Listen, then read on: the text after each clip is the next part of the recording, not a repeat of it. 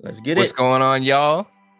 What up? We got what a up, very man? special guest today, Simba TV, the GOAT, the man who, well, I mean, a lot of the reason people have created such a wave in reactions with independent music is because of OGs like Simba TV. You know what I mean? Arctic Hey, man. Kicks, Mile High Floating. You could even say Two Lit Mafia. Too lit, Are like man. the pioneers of really doing the reaction shit before it exploded to where everybody's moving independent music like mainstream now. You know, it's pretty epic. That's dope. I appreciate you, bro. I appreciate that. How do you feel about the state of reactions? Do you feel it's new radio now? It's becoming like the future of radio right now, as you see so many exploding right now, or what do you think about it? Oh yeah, for sure, man. I think it's a space where the untouched artists, can get a name. You get me? Like, I think that if you at this point want to reach the masses, it's a good way to get promo from reaction channels, and that's why a lot of labels now are spending hella bread towards people like a No Life Shack or like a Crypt and even like Flight and things of that nature, because that promo, man, and just that honest opinion is something that people really gravitate towards. Right. It's like you and your homies just sitting in a living room or something, and y'all both just watching, TV. Like it for me, it's a beautiful thing, and I'm happy to see the area that we created like just growing. I love seeing new reaction channels. I love all the old reaction channels, man, and I just love that even now the reaction channels are making music, because that's just fucking awesome to me, But yeah, I definitely feel like it's like the new radio. It's definitely, if you want to be big, get in good with the reaction channels.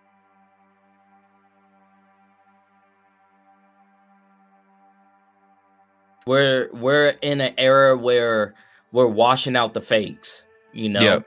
Real music is taking over again, and I'm happy to see it, because like that OliverAnthony, I think his name is, like that, man. Like this dude, shout out to him, bro. Absolutely. This dude, fucking 3 weeks ago, the dude was like, no offense to him, but he was a nobody. He was an absolute nobody. He's now number one in the fucking country.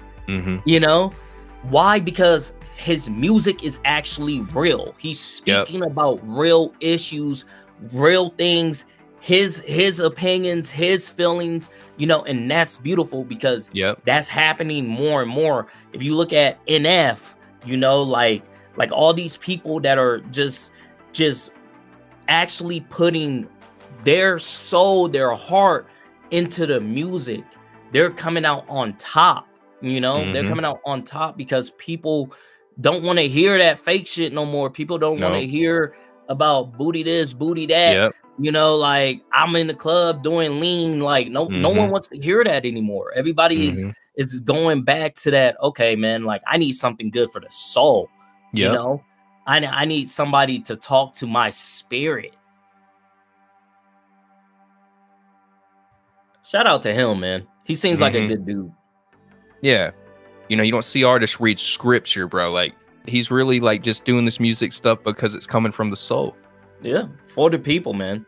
And going back to the music and the scriptures and stuff like that, that's one thing that I love about Dax. Shout out to Dax, man.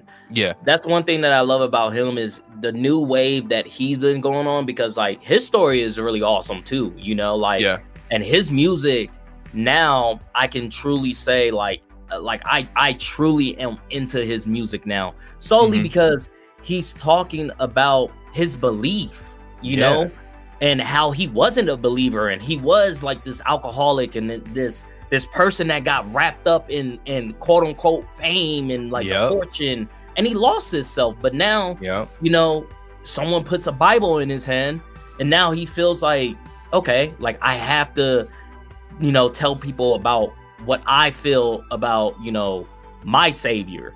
And that's beautiful to me. Like, I love things like that. Like Dax, he always starts his music videos with a scripture in the beginning of the video or at the end, you know, and that's something to me that I drawn to, you know. It's just like you said, and I love that, man. I love that for sure.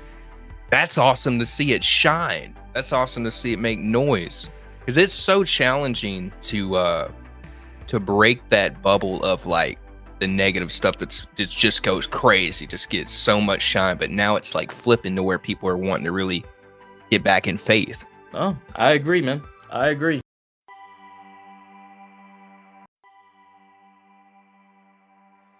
So with YouTube, I started with skits, which I have private now on my Simba TV channel. I've been thinking about doing like a throwback Thursday where I just upload one just to see if people like them, just to see, you know, like show people how far I like actually came. Cause I did some really funny skits, bro. And then I got bored of it. And then I started a new channel where I would do fit checks, like shoes. Like I would go to malls and just like, oh, that's fire.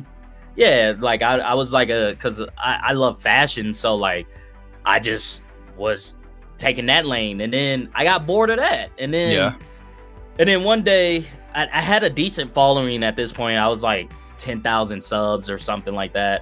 And then one day someone commented and was like, hey, you should react to Upchurch. And then I didn't know about reactions, you know, like, so I was like, react? Like, what the hell? So I went on YouTube, typed in reactions, and then seen like, oh, okay, like it's just people giving their opinions.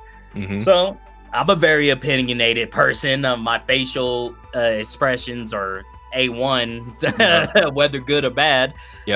So I reacted to Church. The first song I reacted to was Rolling Stone.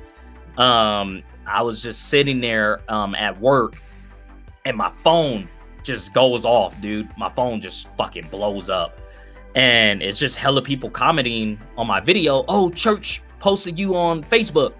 I came from Church. And I was like, what the hell?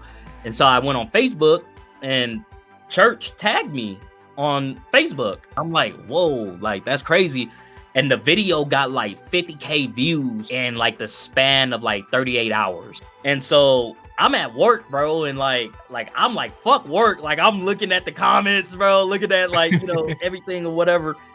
And Church DM'd me on Instagram. And then basically was like, yo, bro, like my fans are sending me your videos or whatever. Like I rock with you. Like thanks for like the love and all this other shit. And ever since then we've been locked in. And then that's how, you know, fucking the reaction channel started. The ball just started rolling from there, man. You know, like I started getting into other artists, and then it was weird because like it was it was a domino effect, right? So like Church hit me up, and then I reacted to Adam, and then Adam hit me up, and you know, and then it was just so on and so forth, you know. And now I'm sitting in the presence of these people, you know, and watching their career grow and shit like that, and I'm just like, whoa, like that's crazy. And like a lot of them, you know, tell me all the time, like, yeah, like you was the first reaction channel like to my music, you know. And it's just crazy how a one comment can open up the door for everything. And like even going back to my mom, like that her one comment opened up the door for me to do this. Shout out to AdamCalhoun, because he was a mastermind of that shit, bro. When Calhoun seen that, oh shit, like these reaction channels are getting the same amount of views as my music videos, you know, he would literally, he's one of the first people that would ship out his album and be like, hey, here's your unreleased, go react to it, get people pumped up, you know, and you take all the revenue from those videos, like I'll clear it, you know. He was a mastermind with that, you know. It's and he kind of got ahead of the curve because he's seen that. He's seen that, okay, like once again, these reaction channels are doing numbers, like and their reaction fans or different from my fans, you know? Like there's a mix, but you know, there's more variety of people that probably never heard my music. No question. And I think YouTube knows now, like, reaction channels is big as shit. Like, everybody's tuning into reactions. And I was watching reactions before there was music reactions. It was like reaction time, and they had like a bunch of like people that would review shit. I used to love reaction time. It was like the early times before people even knew what it would be. Oh yeah, man! Picture this, yeah. That's one of my favorite songs, actually. Shout out Leroy Biggs, man. That's my brother for sure. That song, actually, when I came into writing it, I had to text one of my my brothers, one of my best friends, and because we did some wild, reckless shit that I just can't remember a lot of it. Well, actually, let me go back. So the whole album, front to bottom, is a story. So if you listen to the album from, you know, Bryant Jones all the way down to Little Homie, like, it takes you on this journey of who I was and then who I am now, you know? And so I did that on purpose, because I wanted people to know Bryant Jones. You know, I wanted people to know Bryant, you know, before Simba, while being Simba, even after Simba. You know, I wanted them to understand why I am the way that I am and why I speak the way that I speak, my experiences and things of that nature, because people have a notion of me that I'm like this, like, happy-go-lucky, like, never been in trouble, like, person, or whatever the case is. I wanted them to know, like, yo, like, not everything is as what it seems. So just getting into the album for a second, the cover, if you look at the cover, it's me now standing over younger me that is getting arrested with a bunch of my homies, a bunch of my crew. And if you look, I'm in the middle of the photo in handcuffs, and everybody's in handcuffs. And that album solidifies so much for me. That album cover solidifies so much for me, because that was one of my lowest points, you know? Right. And I'm happy someone got it on fucking picture too, on you know, photo, because that shit's crazy. Like, think about it. Is that a real arrested picture? Yeah. Oh shit. Yeah, it's a actual real fucking, like, arrested picture. Like, and so in the and song, everybody in the picture that's arrested. Yeah, everybody in the picture. Yeah, we crazy. all got booked that night. Yeah, everybody in that picture. And so going back to the album, so in Little Homies, you know, I talk about how that night occurred with that picture of me running down the boulevard. Basically, we robbed, like, this dude or whatever the case was. And in that song, Little Homie, that's the album cover. You know, I'm talking about the album cover. And then in Picture This, I'm talking about the second time I got locked up. So the second time I got locked up was because I did what I did in the song, you know. And if you haven't heard the song, go listen to it. Amazing song. This album, I'm telling you, and it still could, bro. Marketed the right way, it could go crazy, because that's a classic. That's my favorite. Like that introduction to Simba TV. If somebody was saying, what would I go listen to for Simba TV? It would be that album. That album, right? That song should have been the main song of the entire album and pushed the most through TikTok. Or what. That song is perfect. Love that song. I appreciate that, man. I appreciate that. You know, yeah, that song. So originally, fun fact, actually, since we're getting in this, originally AdamCalhoun was supposed to be on that song. I had sent it to him, and then I sent him the beat and the lyrics and everything, and he loved it. Like, he was gonna hop on it, but my album date was coming up so soon, and he was on tour, so he couldn't record. So we kind of just stretched it. And then I was talking to Leroy, And I was like, bro, like, you know, we need to do something. Like, you know, you work with Dub, I work with Dub. Like, we need to do something. He's like, hell yeah, send me something. And then I was like, what can I get him on? And I was like, it dawned on me, oh shit, I still need another verse for this damn song. So I sent him that. And then a couple days later, like literally probably, it was like a week before, a week before like my album release date or something like that. He sent me back, Dub sent me back the copy of it. And I remember I was listening in my car and I was just like, oh yeah, this is the one. Like, this is the one, man. That shit was fucking fire. And to this day, like one of my favorite songs ever made to this day.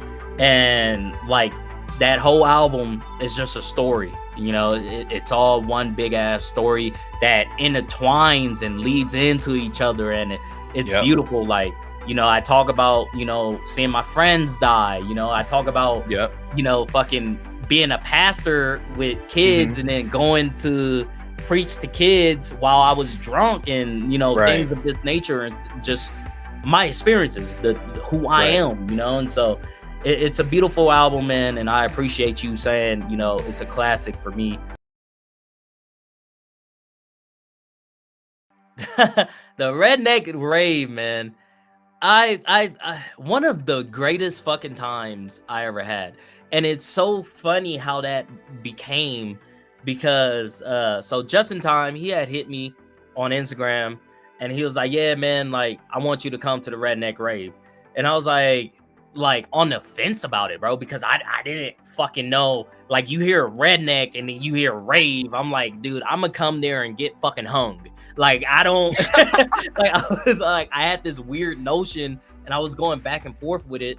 And then finally, I hit Mile High and I was like, yo, you want to come to this rave with me? I was like, because like if we both died, then, you know, at least I died with you. Like, and then he was like, yeah, fuck yeah. Like, let's just do it. It's an experience. And when I got there, man, the hospitality, bro, the hospitality was just so, I never felt that in my life. Like, it was just so loving, bro. Like at one point, me and Mile High was stranded. Like we had got a hotel because like I was like, I'm not sleeping in no damn camper full of mud and shit, dude. Like I'm a city boy. I need to shower and I need Wi-Fi. I'm like, I'll be here for 8 hours, but I'm going back to the hotel. Like, yeah. So we had shout out to Josh and Paige, man. Shout out to my people. I love Josh and Paige. They took the time out to pick us up from the airport, to, you know, drive us around Indiana, to take us to the hotels, man. And I remember we were like stranded. Me and Mile High was stranded at the hotel. And Josh and Paige, they were running around doing something. I forget what they were doing. So they couldn't get to us for like a couple hours or whatever it was. And I remember I hopped on YouTube Live, and this was like one of the first time I ever went live. Hopped on YouTube Live, and I was like, yo, we're at the Redneck Rave. We need a ride to get there. Like, you know, like we'll pay whoever gas money if y'all come pick us up, bro. And I mean, sketchy, you know, like, because you're hopping in cars of random people, but hey, we're in the moment, we're living life. And I remember this couple was like, yeah, no, like we're like going to the rave right now. Like, and so I sent them my number. They texted me, I texted them back. They came and picked us up, bro, and drove us like 45 minutes to the rave. And fucking, we were drinking, smoking, having a good ass fucking time, bro. And I remember they were like we were in the general admission line to get in because the rave was packed, super packed. And so we're in the line, and I'm like, man, and this is where my ego came in at. I'm like, man, fuck this. I'm Simba, bro. Like, man, pull around to the front. Like, so we cut everybody off, and I'm outside the window, like with drunk as shit with my hands up. I'm like, nah, like I'm Simba, like it's good. And everybody's like, yo, Simba, what the fuck? And so we get to the front, bro. We get to the front. Security's like, yo, like, what the hell? You just cut everybody. And like I like rolled down the window and I'm like, nah, they with me. Like, and they're like, oh yeah, like it's good, like let them in. So we get in, I got them in free and shit, like got them like VIP passes, Oh, like that's amazing and shit, bro. Like, but just that experience of like that love, you know, like that love of these random people just picking me up and like, it was so fun, bro. The rave going to see concerts too. Yeah, bro. Like it was so fun. It was so fun. The drunkest I ever been, the coldest I ever been. I got lost in the woods for an hour. Yeah, dude, I got lost, bro. Like I was so drunk that so Mile High, he hates when I tell this story. Shout out Mile High. But Mile High ended up like trying to drink with me. Like, and like, yeah, whoever knows me knows that I can hold my alcohol. Like I drink with the best of them. Like when I drank with JustinTime, he was like, what the hell? Like when I drank with Adam was like, how you not drunk? Like I drink, you know? And Mile High, he's a smoker, man. He's a smoker, so he don't drink too much. But he was like, fuck it. We at the Redneck Rave, man. We got moonshine. Like, we gonna drink. I'm like, all right, bet. I never had moonshine in my life. If you do try it, like really actual good moonshine, like the real shit, be careful because that shit would knock you on your ass. Yeah, that shit would knock you on your ass, bro. Like, woo, what? That's what they say. It scared me. It scared me a little bit. I thought I got drugged. But yeah, so me and Mile High was drinking, man, and Mile High just left. Just like left. Like I was signing titties and shit. And an hour goes by. I'm like, where the fuck is Mile High at? Like, you know? And then 2 hours go by. I'm like, where Mile High at? So I'm walking around. I'm like, where is he? And then we finally find him. He's like backstage throwing up, drunk as shit, bro. We had to call the paramedics. So because they thought that he was having a seizure. Oh, so no. We called the yeah, dude, it was bad.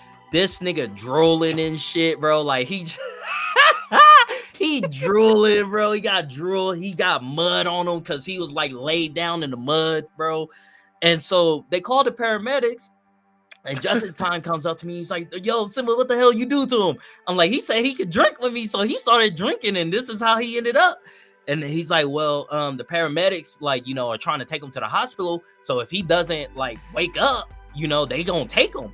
And so I come to Mile High, and I was like, hey, I was like, whatever you do, whatever these questions they ask you, just answer them for me. And then I'll get you back to the hotel, right?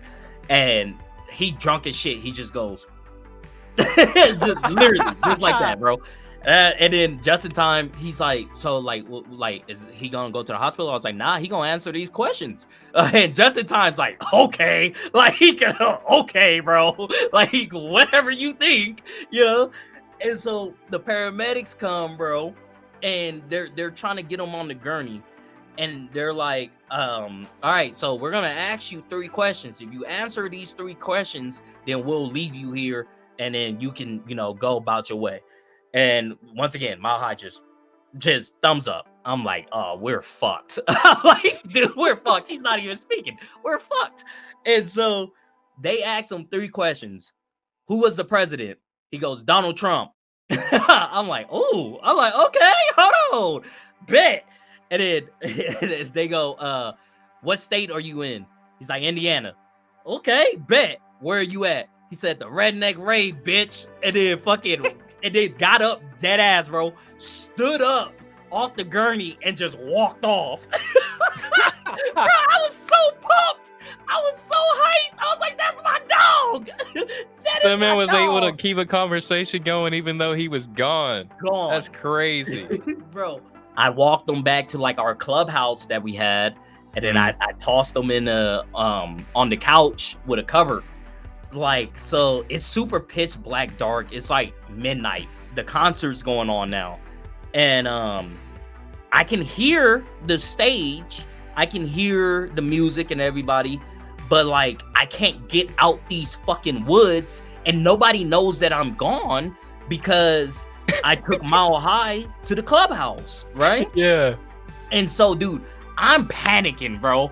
Like, when I tell you I'm panicking, like... You start crying? Bro, I was crying. You ever got so mad like that you just cry? Like I was crying because I was so mad that I got lost, bro. Yeah. And so I'm in these woods, bro, and finally, like 45 minutes in, I just hear, gosh, 45 minutes in the woods. Yeah, dude, like legit. And I had no service on my phone because we're in the woods, you know. I had no service, but I was looking at the time, and so like I knew it was 45 minutes or whatever. So 45 minutes in, I hear like this like dirt bike, like just like fucking just cutting corners and shit. So I'm like trying to follow this dirt bike, you know, and finally I see the lights of it, and it's one of the security guards.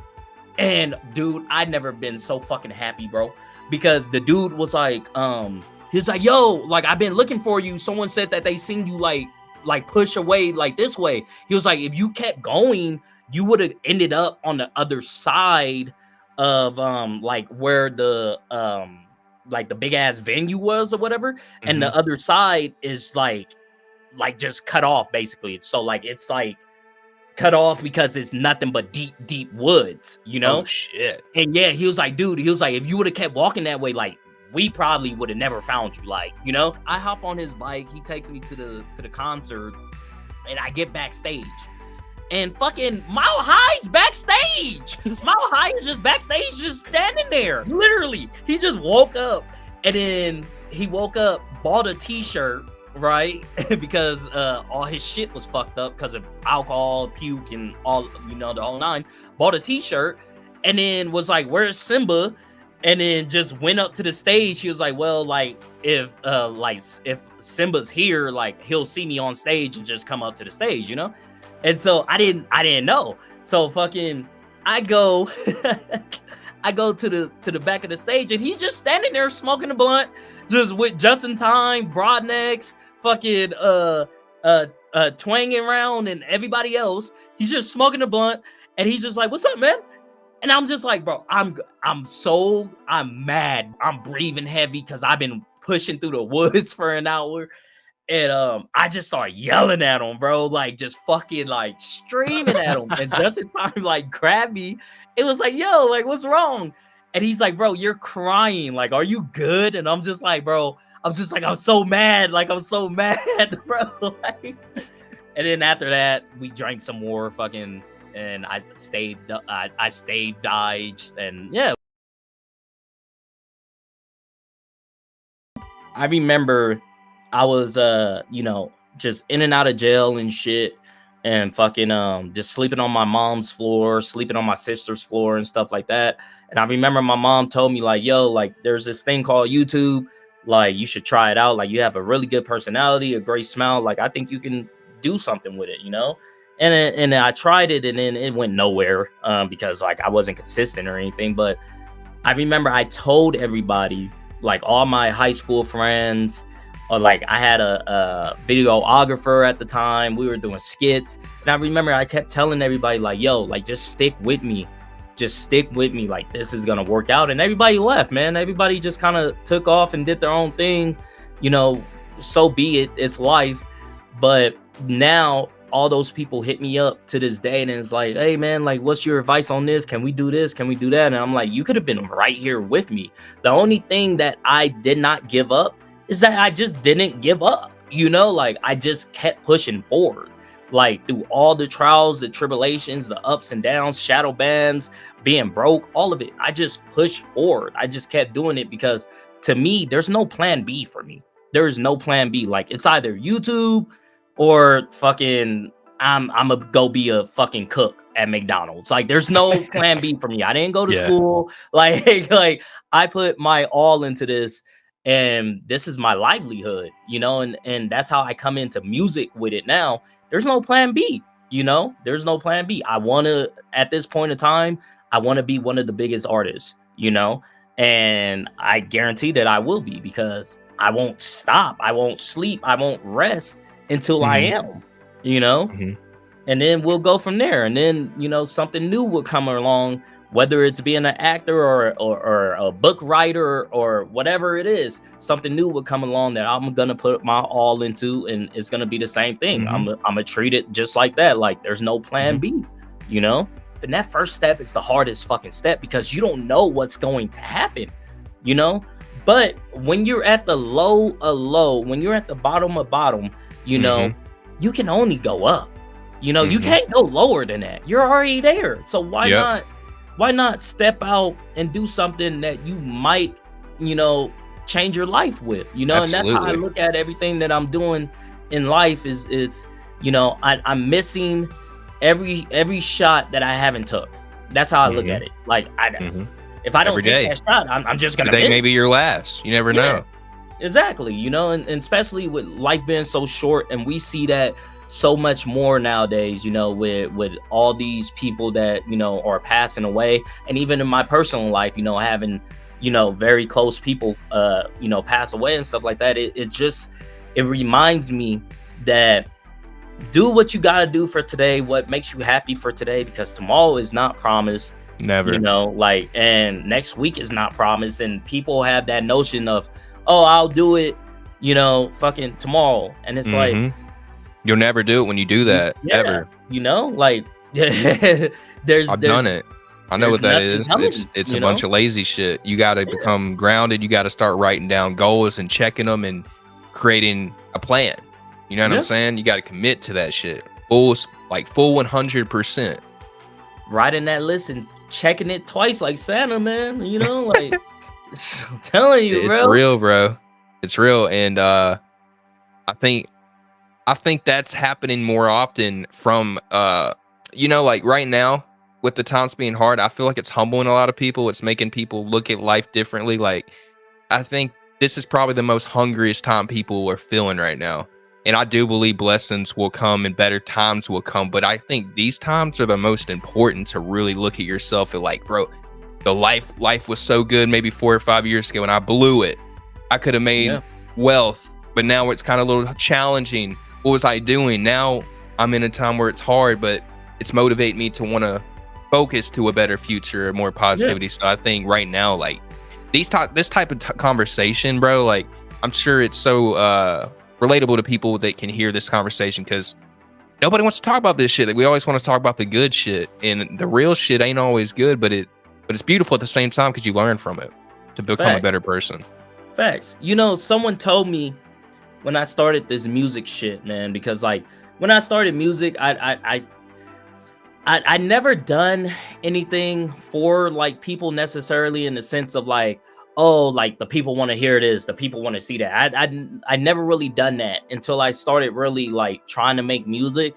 And my first couple songs was like, okay, what do they want to hear? Like, what is popular for today, you know? And someone sat me down and told me like, yo, you have a lot of pain, bro.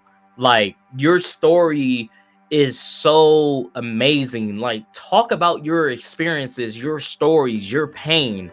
Don't be happy in your music, you know, release that emotion. And I guarantee people will resonate with that even more, because when you are on YouTube, you're happy-go-lucky, you know, not all the time, but like I'm a very positive, upbeat, ADHD ass motherfucker. Like I'm like squirrel, you know, like, so when I started making music that was more from the heart, you know, I started seeing more and more people being like, yo, like, I didn't know you went through that, you know, or yo, like, I didn't know you felt this way or anything like that, you know, because as a man, sadly, like mental health, like we don't really speak on it, you know, and a lot of dudes go through a lot of fucking pain, you know, but we put that shit on our back and we just keep it pushing, you know, like, but my music is a way to open up, be vulnerable.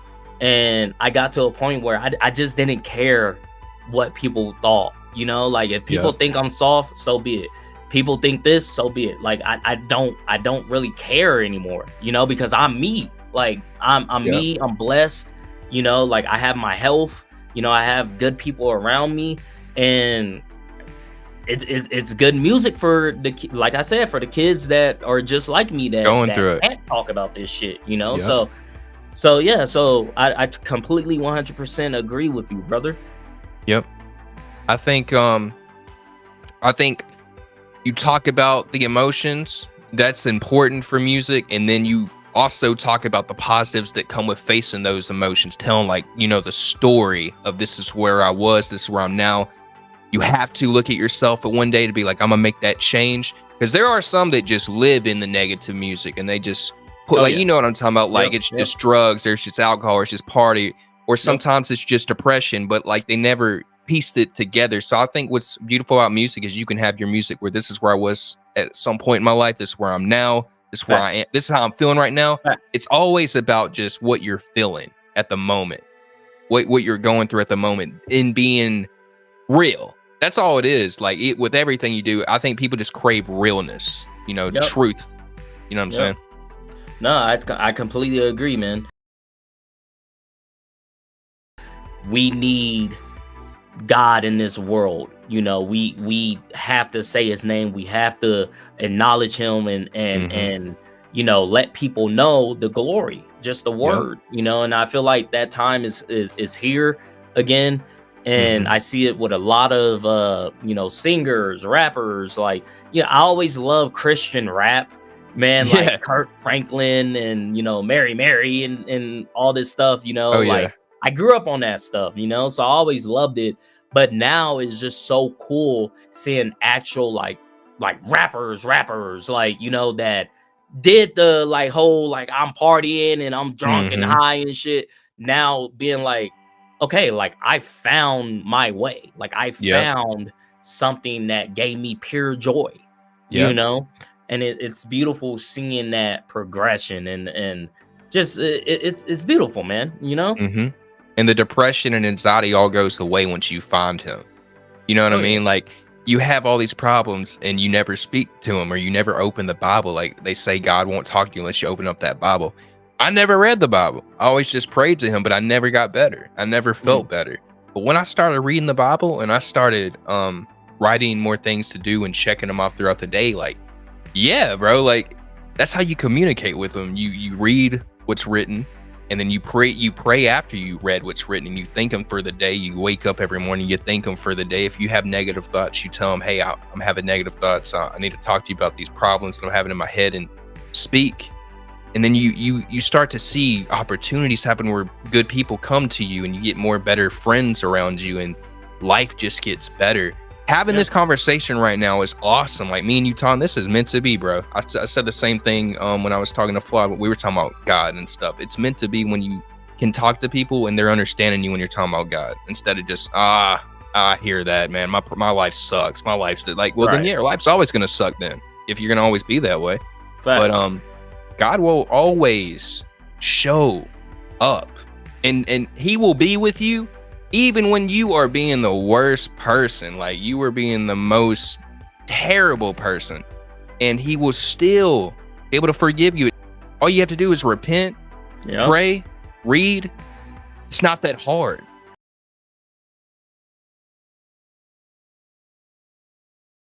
I know we got a little preachy. Bro, I wanted to say, bro, you created the interview game with music as well. Like you've interviewed Tom McDonald, AdamCalhoun, you vlogged with Upchurch. What would you say about your experiences as somebody who didn't ever have those experiences? What were those experiences like for you, seeing like, wow, I went from reacting to these artists to now hanging out with these people? Man, that's crazy that you bring that up, because I was literally just thinking about that like 2 days ago, bro. Like I do a lot of like self-reflection, and sometimes when I'm down upon myself, I'll look how far I came. And that's one of the things, it's such a mind-blowing experience, bro. Like it's super mind-blowing knowing that you can start something, as just fun, as just like, I'm just going in this blind, don't know what's gonna happen, don't care what's gonna happen, and then you get all these doors that open, it's just completely mind blowing. It's a out of body experience for sure, Mm-hmm. because once again, you just never think of it. You never think about the end goal. You just think about what's happening now. And so, like when it first, happened, when I first started hanging out and doing interviews and just going places, man, Yeah. I was just so starstruck in a sense. Yeah, Like bro. I was just so like giddy, bro. Cause I'm a kid, I'm a poor kid from LA, man. Like fucking, like I didn't, to be honest with you, I didn't even know there was like fucking states and shit past LA. Yeah. Like honestly with you, like, and shout out to California school system. But fucking, I didn't even know, there was other states and stuff like that. And so when all these things started happening and I started Mm-hmm. traveling to Tennessee, Indiana, fucking all these places, I'm like, yo, like, is this real life? Am I dreaming right now? Like, what's going on? Like I'm looking around, I'm with Billboard, charting artists and fucking people that can just snap their finger and everybody does something for them. It's an out of body experience, man. Crazy, man. It's crazy. It's super fun. It never gets old. I love, even now, like I'm in Nevada. Even now, dude, like there's times where I'll go to dinner with somebody and a fan will come up to me and be like, bro, I watch your videos, like I love your music. And I'm just like, yeah, damn, like like you get so choked up, you get a sense of just being speechless because you really don't understand how to take that or like talk or say anything back to that. It's a beautiful feeling, man. It's a beautiful feeling. And I hope it never stops, honestly. I really do. And now I see why people fucking when they retire, they come back, because once you're out of that limelight, you're chasing that feeling, man. You're chasing that feeling of people recognizing you and validation. Yeah, like it's a drug, man. It's such a heavy drug, And I feel like, like I believe this too, where they say God will give you all the blessings and give you a lot just to see how much you'll be able to handle, and He will see how you'll behave, because He can just as much as He can give you, He can pull it away. Oh, yeah. It's crazy. It really is like that, because He'll give you the world, bro. He will bring you around people that are very, very known, very hardworking people, and it's interesting, man. Like I think that's such a unique thing that you've been able to experience, and you want to really just live in the moment than like chasing shit, because you won't ever feel like you done anything good. You'll feel like I could have done more, or I'm falling off, or I'm whatever it may be. It's just all that negativity. It's like, no, bro, like you did some cool shit. You should be like, yo, that was cool.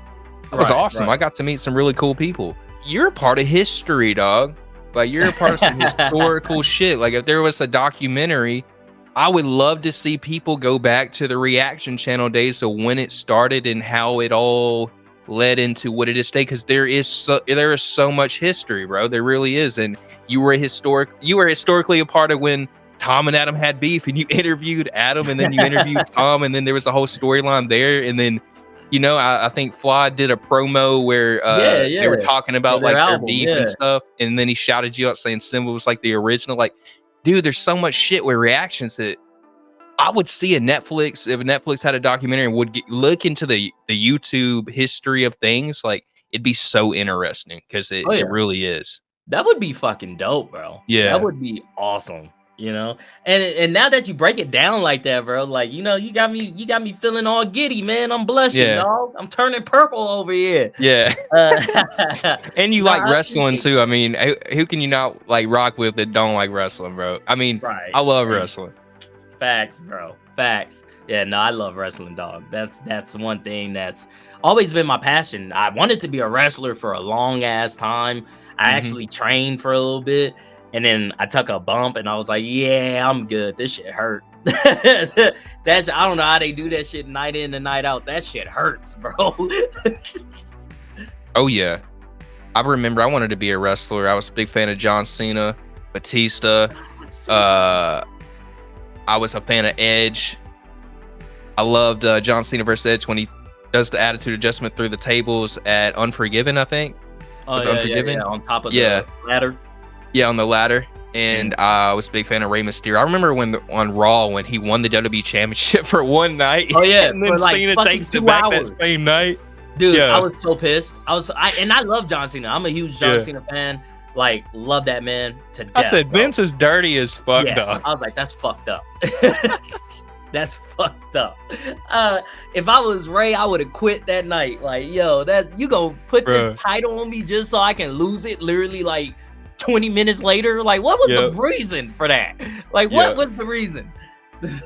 I haven't watched the new wrestling because it's so different. It was so hard for me to adapt to it. But are you really into it? Like, since you've watched it, you know what everything that's going on today? I still know. I keep up with it. You know, like, I still know what's going on and everything, but I don't sit down and watch it in full no more. You know, I do the things like everybody else, where shorts and things like that. Like, I go to WWE's channel and then I just, you know, look at what's going on.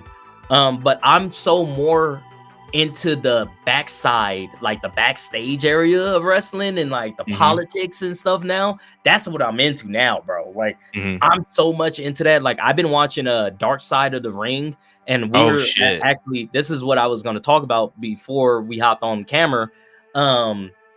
Yesterday, I was watching Dark Side of the Ring for like 3 hours, dude. Like, shit you not, just like hella episodes, right? And one episode was about like hardcore wrestling, like in Japan, like the death matches, you know. And Terry Funk actually was in that episode, and this is what I was gonna say off camera and then he died yesterday after I watched it, and it gave me deja vu, because in the episode he was like when I'm gone, I just want to leave a legacy and like let the fans know that, you know, I left my blood, sweat, and tears in that ring, you know, every night, you know. And then he passes away the next day, and I'm just like, what the fuck, bro? It gave me so much deja vu, like, you know, because for a moment there, I thought he was like speaking directly to me, you know, like it was just so weird, man. Like, but yeah, going back to the new wrestling and stuff. Yeah, I keep up AEW and you know, WWE. I keep up. I know exactly what's going on. But like I said, I don't really sit there and just watch the full thing in entirety unless I'm going to an actual show. Because I go to Raw and SmackDown whenever they come over here to the West Coast. I always go, because, you know, it's nothing like being drunk and yelling at two grown men fighting. Like, it's fucking great. You know, like. But yeah, bro. It'd be cool to see you do some more interviews in the future, man. Maybe I can join in. Hell yeah, man. I want to get into podcasting, you know. Podcasting, yeah. That'll be dope. You know, like, just telling my stories and just shooting the shit with people. That'd be awesome. Oh man, shooting the shit with people would be awesome. Telling experiences, or you have so many stories, bro. Like, you can even do story time videos, you know. Yeah, that's what I wanted to do for a long while, man. I used to, actually, with my skits and stuff. Yeah, I would call it Simba stories. Yeah, just like, you definitely could, because you've had all these experiences that you can tell concert stories. You could tell fights that may have broke out at concerts, things you saw behind the scenes that were crazy that nobody would expect to see. I mean, that's the craziest thing about YouTube. It's like, everybody has a story to tell, you know. And this is the Simba story. Right. Facts. This was good. It was good to sit down and talk to you, man. Me too, man. I enjoyed it, bro. All right, brother. I appreciate this interview. I hope you're staying safe, staying hydrated, living life, and I'll talk to you later. You too, brother. All right, man. Peace. Peace.